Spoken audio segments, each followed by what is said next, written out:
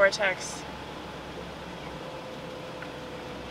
I told you I would show y'all this.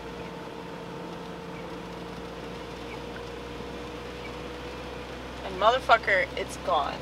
It's gone! I missed my chance! I missed my chance! Damn it!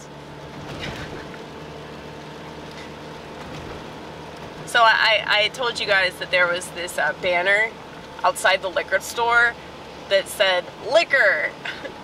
And I was gonna show y'all just to prove that I'm not a liar, but it's gone. Story of my life. But that's okay. You know why it's okay? Because it's not that serious. It really is the little things, though, that make a person commit suicide, you know?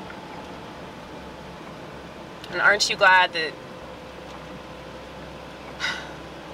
I'm not stressing the small stuff anymore?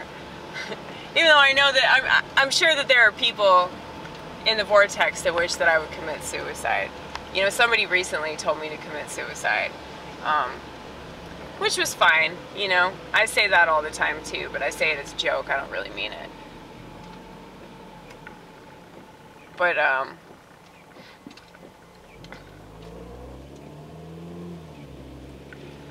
speaking of suicide, I wanted to talk about something that has been making me, like, really emotional all day. Not that that means much of anything, because I'm a pretty emotional person. But, there's this guy that I was in a really serious relationship with back in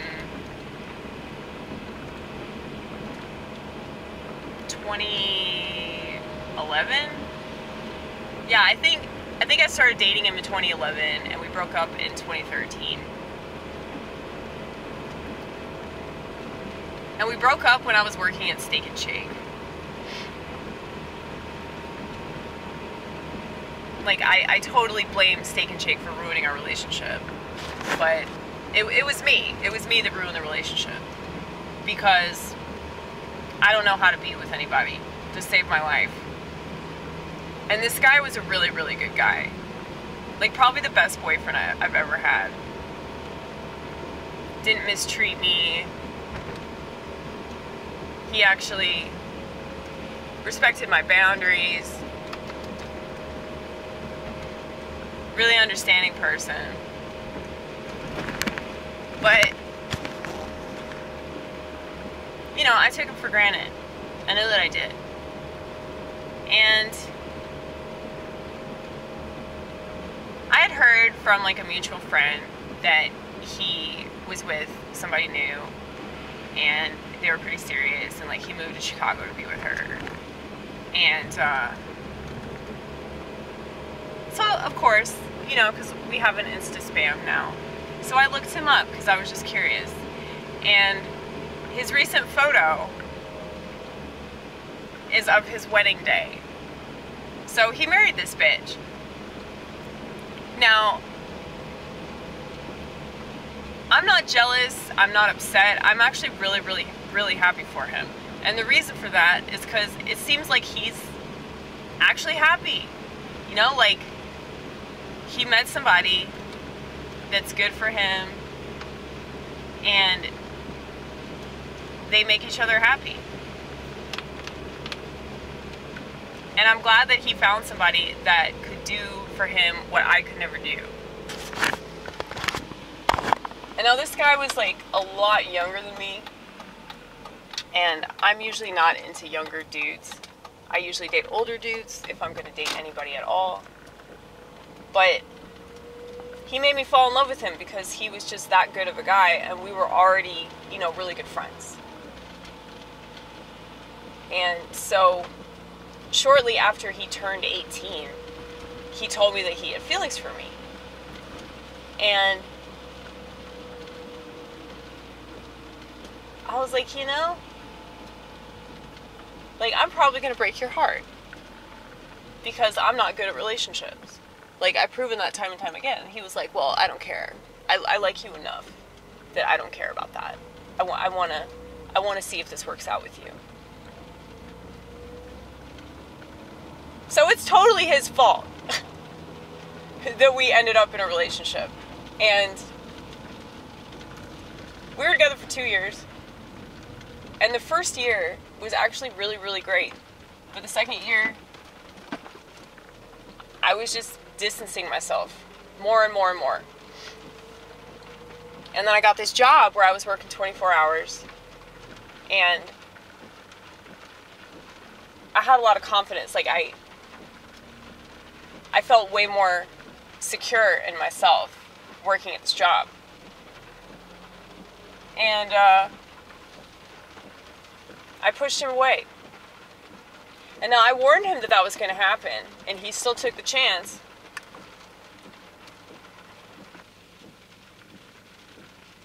But that being said, I blame myself for ruining the relationship. I blame myself for fucking up a good thing because he was such a good guy that he didn't deserve that, you know? But yeah, just seeing him on his wedding day, it's just a reminder that I'll never have that. And I'm not upset because of that. I'm upset that he gave me his virginity. I'm upset that I still have his V card. He should have given it to her because she clearly deserved it way more than I did. That's what makes me the most upset. I will never get married. I will never have children unless something happens that I have nothing to do with, okay? Because left to my own devices, I will isolate myself. I will push everybody away. I will wander off into the woods, you know? And so, it's like, a lot of people don't understand that. But if you have really codependent people, if you have people that can't be alone, they're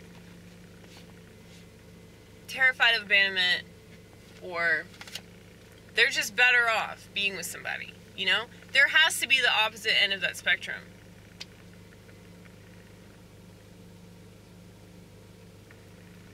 There has to be that tiny-ass group of people who can't be in a relationship because they'll destroy it on purpose.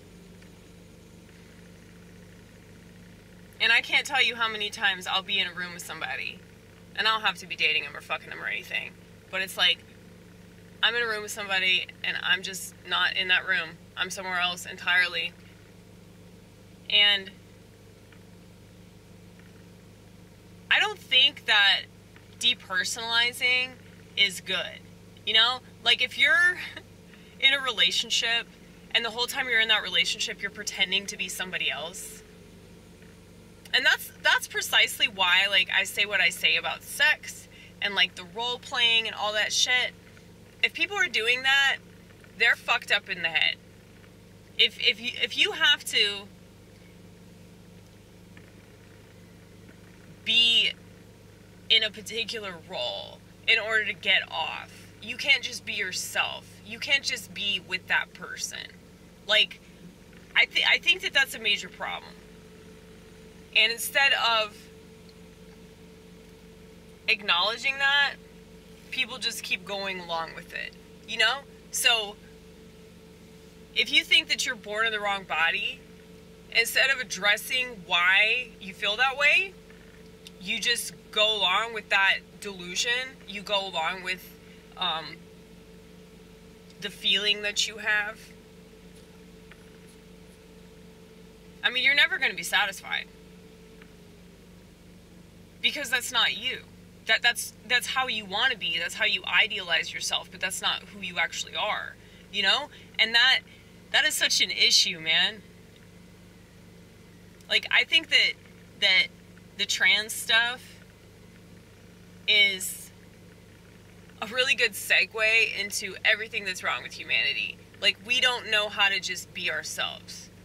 We don't know how to just be broken or be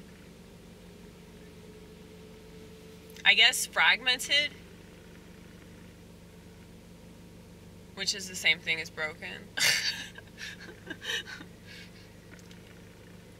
Well, you know, I've always felt that way, and I never ran away from that. I never, like, could get away with pretending to be something I wasn't for very long, you know? Because it was like, I just suck at lying to myself. And so, you know, when people are like, well, you deserve to be happy, Amy. You deserve to find love. You deserve to... Fuck you! I don't deserve nothing. I don't deserve nothing but hellfire. You... Ugh. No, but on a serious note, happiness is different for everybody. Some people are really happy in a relationship. Some people are really happy being by themselves, you know? The weirdos, the outcasts, the freaks, okay? And, like, I've just been in enough relationships with people that were good. Like, there wasn't anything problematic about them. It was all me. And so, just thinking about that, it just makes me so sad. It's like, I wish that I still was a virgin. I wish that I'd never been with anybody. You know, is that crazy? Is that crazy to feel that way? I mean, I guess it's good that I've been with people because I know that that's true for me. Like, the initial sentiment that I had towards this world was correct. The initial forecast that I predicted of my future was correct. And I couldn't accept that for a while. Because I thought that there was something wrong with me for, like, wanting to be alone. I thought there was something wrong with me for having a better time by myself than with other people. But the more time that I spent with people, the more time that I was in a relationship, fucking, cuddling, eating with that person, sleeping with that person, it's just, ew, you know? It's not like, I think it's bad for other people. I think it's bad for me. And I realize that I'm, like, my own person. Like, I'm my own companion.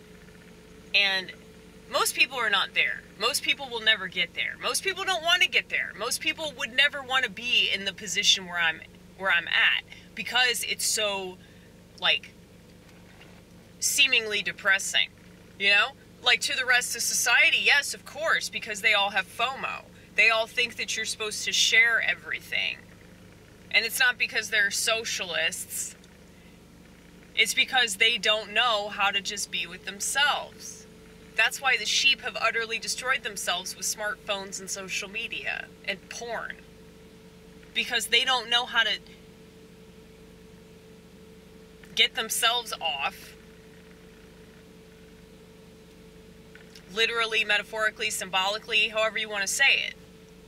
They do not know how to keep themselves entertained.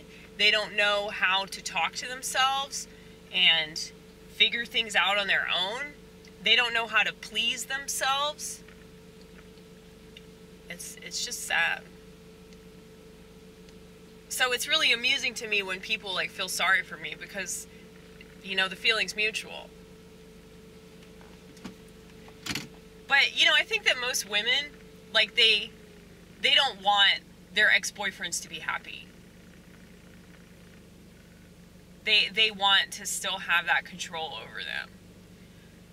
I think that he was, like, in love with me after we broke up. Like, he actually told me that he was still in love with me. Like, years after we had split. But it wasn't until he met somebody new that he could really get over me. And I'm really glad that he did, because I am not fucking worth it. And I'm not saying that I'm not a worthwhile person, but the whole task, because it definitely is a task with me, the whole task of, you know, being in a relationship with me, it's just like, I don't know why anybody would do that unless they're fucking nuts. And he was just young and dumb, so he didn't know any better. Because he'd never been in a relationship before. He never had a girlfriend before. He never fucked before. So he didn't know what to expect. But I'm not ruling things out. I mean, if something happens, something happens. But I'm not gonna go seek it. Like, people that I know that found somebody weren't looking for it.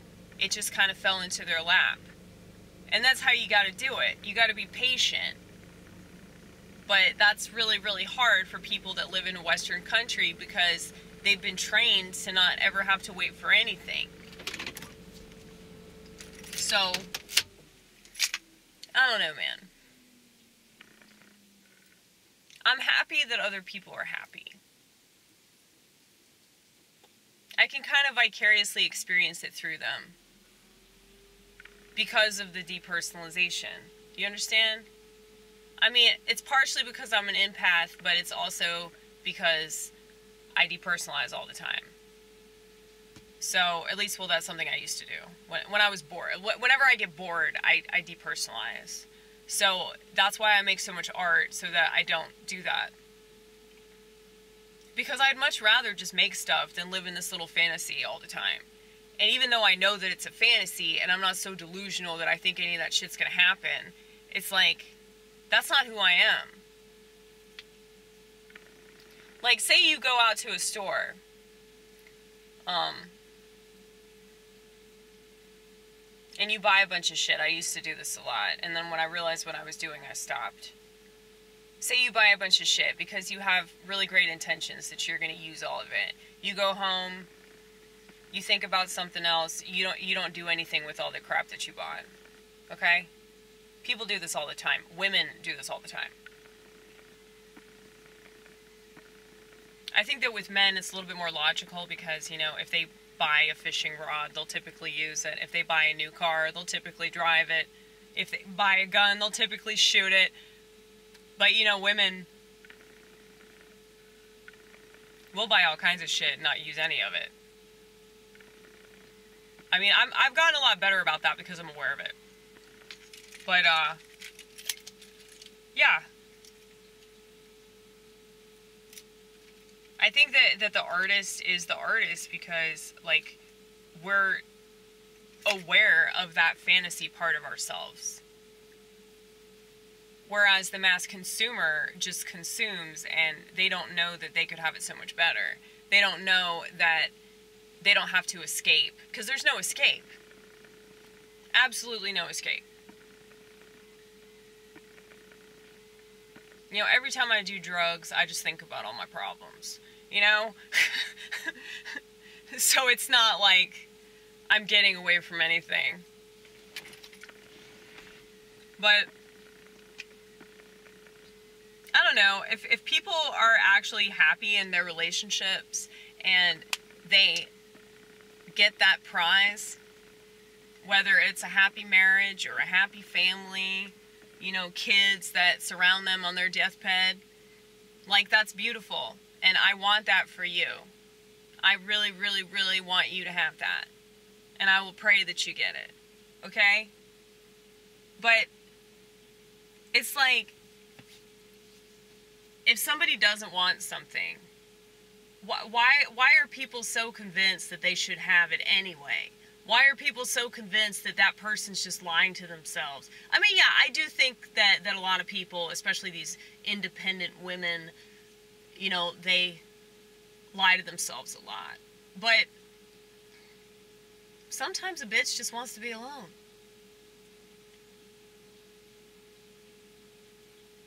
I tend to scare men. I either scare them or I just push them away. The ones that I don't scare, I just end up pushing away.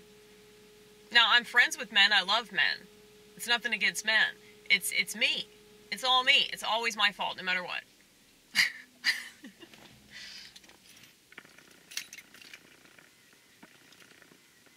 But I don't know, I was gonna message him and tell him that I was happy for him, but I was like, you know, you probably shouldn't, because she might be weird about that. Yeah, the thing is with social media, that, like, it's so creepy. It's like you're keeping tabs on people. Right? Yeah, it's very strange. What's really, really strange is how people don't see how fucked up it is. And doing something like that pretty much encourages crazy people to be even crazier, and it encourages normal people to have really shitty, shallow lives, okay? Like, when you have to document everything and, like, take pictures of everything and, like, for the world to see, you know? Like, you can say that about me. This is an artistic endeavor, motherfucker. I think I've proven that I do stand-up comedy. I think that I've proven that I make music, even if it fucking sucks, you know? Like, I'm a very passionate person, and so I talk nonstop about the things that I care about that nobody seems to give a fuck about. And I know that's not true. But, like, I do this because it helps me. And whenever you express yourself and whenever you say the things that you want to say and you do what you want to do, that's an inspiration to people that are insecure about their place in this world. Okay? Especially people that like being alone. Especially people that are very empathic. Especially people that hate society. And, you know, I know that I can't fix society. The only thing that I can attempt to fix is myself. And hopefully in doing that, there's positive change that occurs. Because it's a ripple effect. So it's like when I stopped smoking weed, I noticed that a bunch of people that I was friends with stopped smoking weed too. Including the dude that I was baptized with. So I find it interesting that we got baptized on the same day. And he's got a neck tattoo. He used to be in a gang, and now he's a practicing Orthodox Christian. How cool is that shit? Well, yeah, so he and I both stopped smoking weed around the same exact time. Didn't know it. You know, we weren't, like, consulting one another about it, but then we just randomly had a conversation about weed, and we're like, oh, that's interesting. But,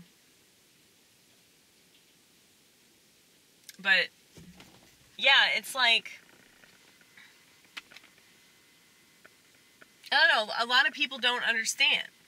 Like, it's not their responsibility to understand your life decisions. It's your responsibility to understand your life decisions, and I think that most people don't know that. And so they're mad because, you know, they're doing things that they don't really understand why they're doing those things. And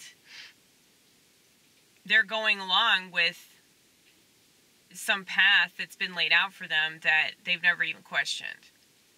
And you see this a lot with careers. You see this a lot with people that just, like, get suckered into, like, doing whatever their parents want them to do. You know, they take on the family business or something like that. Maybe it's, like, the proverbial path of least resistance. But, like, around the same time that, like, I was in the process of, like, breaking up with this guy, and it was mutual, by the way. Like, there's no bad blood between us. Like, we were still friends. You know, he came and visited me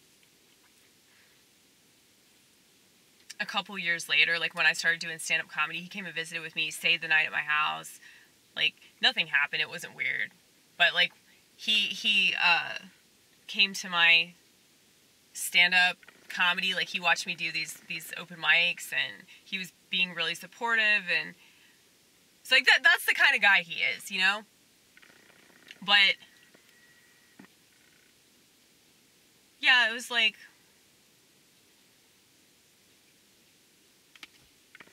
he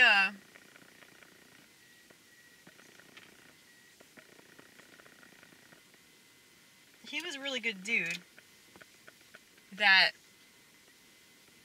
I couldn't make happy. because I couldn't be myself when I was with him.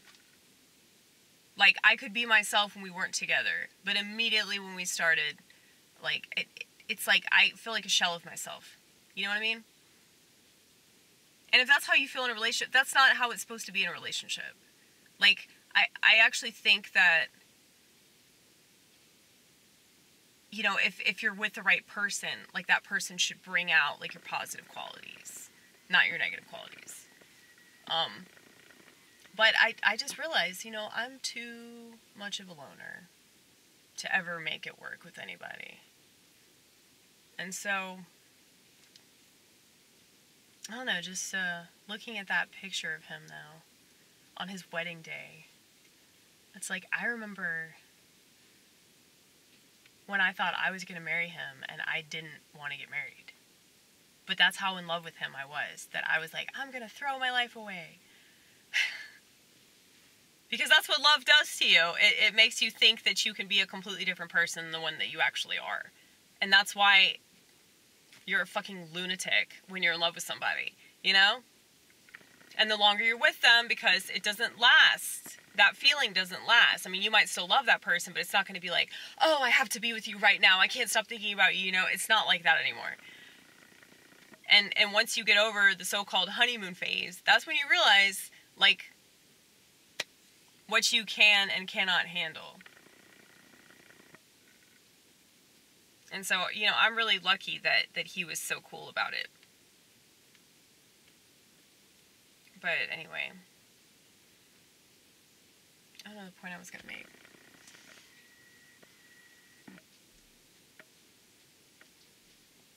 Well, yeah, y'all just didn't mesh well. It seemed like it at first. Yeah, but that's because I was in love with him, though. Right.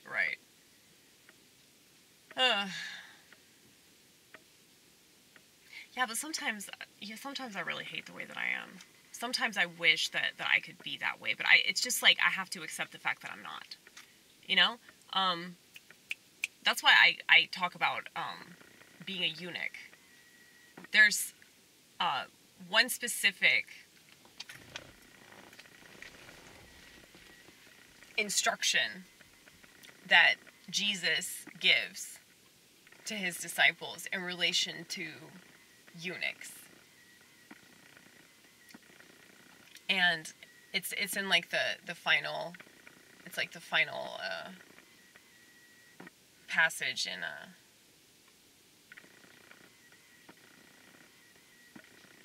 Matthew 19 verse 12. So he's describing eunuchs, he's describing the way that we are and why we exist. But he says,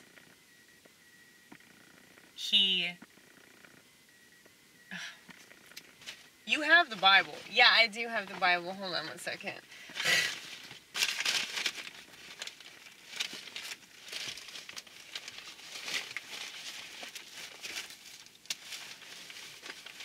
He that can accept it should just accept it. Something like that.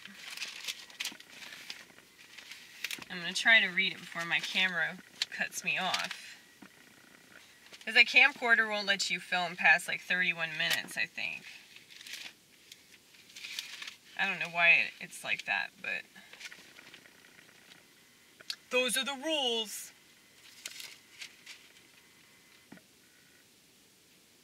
Okay.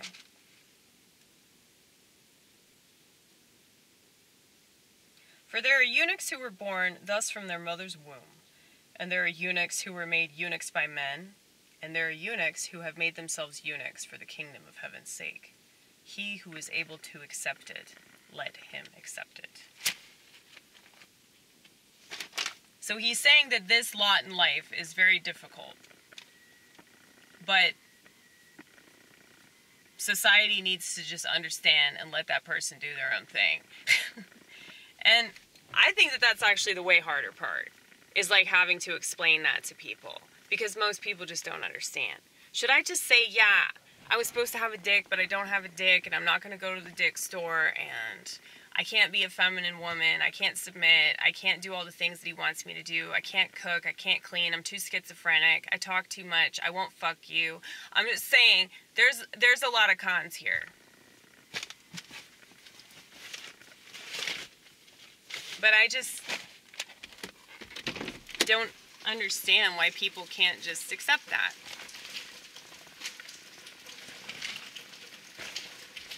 He who can accept it, let him accept it. But society can't let anybody be alone, you know?